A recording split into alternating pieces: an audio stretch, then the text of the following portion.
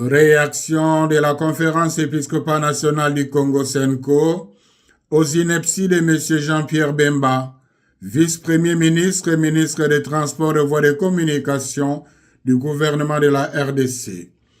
La Senko a suivi avec grande consternation, mais sans réelle surprise, les inepties de M. Jean-Pierre Bemba sur les ondes de la radio Top Congo en date du 9 juin 2025.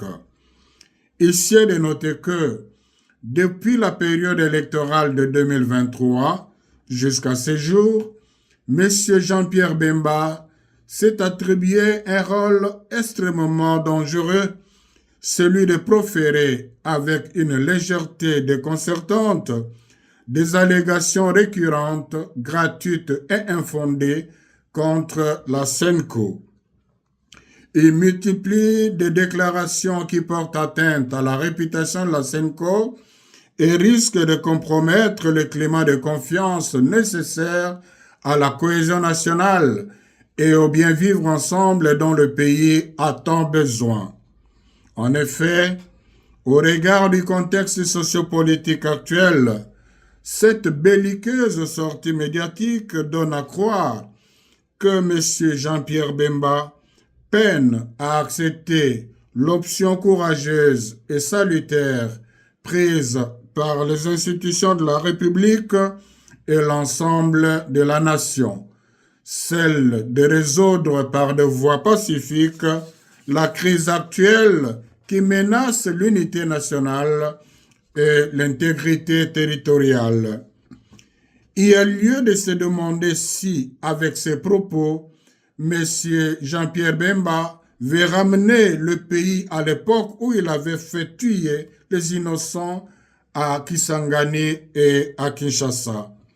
Fidèle à sa mission prophétique, l'Église catholique tient à son engagement à promouvoir et à défendre la paix dans notre pays. Il est donc inacceptable qu'un homme public, mis par des considérations personnelles et une animosité manifeste envers ses concitoyens, s'autorise à défier la raison, le bon sens et le respect dû aux institutions. Par ailleurs, il est étonnant que malgré la gravité des propos tenus par M. Jean-Pierre Bemba, il n'y ait aucune réaction des institutions de la République et de sa hiérarchie.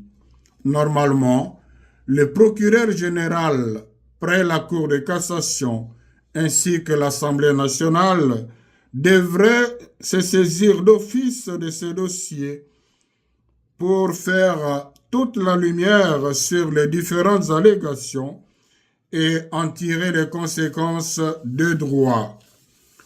La Senko exhorte les fidèles catholiques à prier pour les concernés afin que l'esprit de paix descende sur lui et le détourne de la violence dont il fait la promotion.